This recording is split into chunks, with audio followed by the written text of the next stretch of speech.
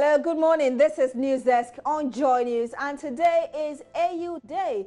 As part of the commemoration, the Foreign Affairs Ministry is organizing a program at the forecourt of the State House. Let's go there and take some live feed.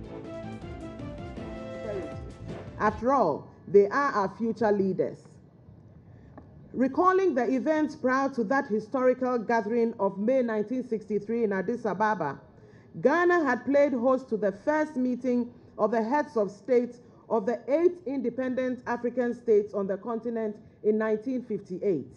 Undoubtedly, that meeting was organized in the Pan-African spirit of unity and solidarity, which had inspired Ghana's first president, Kwame Nkrumah, to make his famous time-honored proclamation on the eve of Ghana's independence that Ghana's independence will be meaningless unless it was linked with the total liberation of the African continent. Dr. Kwame Nkrumah, in his passionate quest for African unity, also stated, and I quote, "On this continent, it has not taken us long to discover that the struggle against colonialism does not end with the attainment of national independence. Independence is only the prelude to a new and more involved struggle for the right to conduct our own economic and social affairs, to construct our society according to our aspirations, unhampered by crushing and humiliating neo-colonialist controls and interference," unquote. Admittedly, the last 54 years with 54 independent countries has not been without its own challenges. Events on the continent have ranged from conflicts, chronic instability, poor governance, arbitrary rule and dictatorship, human rights abuses, including genocide, widespread poverty, famines, droughts, mass migration, outbreaks of deadly epidemics such as HIV/AIDS, Ebola, and countless humanitarian crises.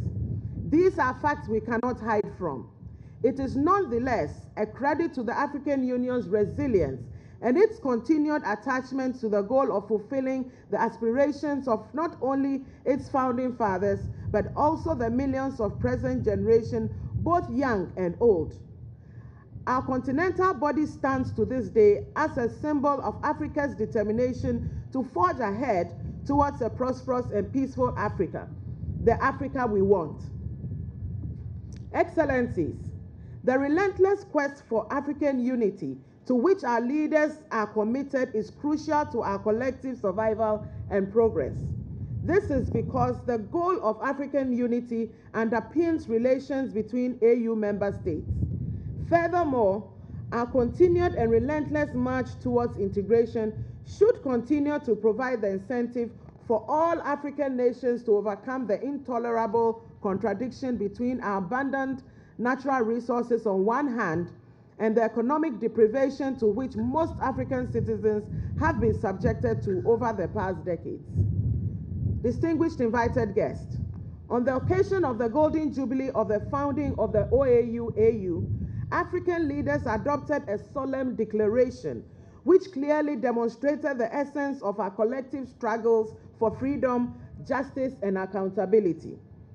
The leaders, under the banner of Pan-Africanism of African Renaissance, envisioned in that declaration a future for our continent that spoke meaningfully to the aspirations of our peoples.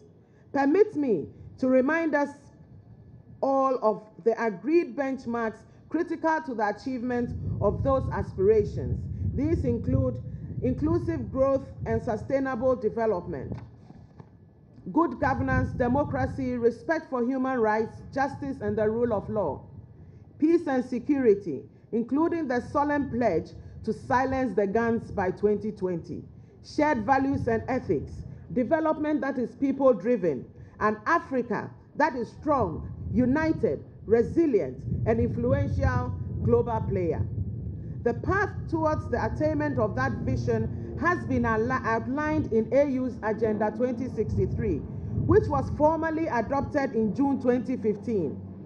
It serves as the basis for Africa's integration and long-term socioeconomic transformation over a 50-year period. The first 10-year plan from 2013 to 2023 contains key accelerators of Africa's transformation. These accelerators have been described as the flagship projects and include an integrated high-speed train network, an African virtual and e-university, the Continental Free Trade Area, the Grand Inga Dam project that is projected to generate 43,200 megawatts of power, the Single African Air Transport Market, the African passport, and free movement of people. Even as technical negotiations proceed on the protocol that would govern the free movement of persons across the continent, Ghana has recently joined the ranks of the few African countries that have taken the bold step to issue visas on arrival to African citizens. We call on African nations to do likewise. Furthermore, we fully subscribe to the ongoing institutional reform of the African Union under the able leadership of President Paul Kagame. This is important in order to make the organization more effective and efficient, truly representative of our collective aspirations, and a true union of the African peoples. Equally deserving of our full support are the new mechanisms that are being put in place by African leaders to ensure that the African Union becomes well-resourced and less dependent on external funding, especially for its most strategic programs and projects as aligned above. Ladies and gentlemen, for the Akufo-Addo-led government, therefore, this 54th anniversary is not a celebration of the past, but an opportunity to renew Ghana's commitment to an organization that we were very instrumental in founding. We shall continue to invest tremendous political and financial capital towards its future. The recent overwhelming endorsement of Ghana's candidate for the post of Deputy Chairperson of the African Union Commission, which led to the election of Ambassador Thomas Kwesi Kwartey to that post, clearly demonstrates the high esteem in which we are held by our sisters and brothers across the continent. We are and continue to be grateful for that endorsement. I will at this stage also wish to take this opportunity to congratulate Dr. Tedros Ghebreyesus, another proud and illustrious son of Africa, who hails from the Federal Democratic Republic of Ethiopia and has just been elected to the World Health Assembly in Geneva to the high office of Director General of the World Health Organization. Africa will no doubt lead, through its elected representatives, the comprehensive report of the World Health Organization. On this note, it is imperative to state that it is our collective responsibility, particularly the youth, to commit to the preservation of the rich and irreplaceable heritage bequeathed to us by our heroic forebears. May our shared vision of an integrated, prosperous and peaceful Africa, driven by its own citizens and representing a dynamic force in the international arena, soon become a reality. Long live the African Union. I thank you for your attention.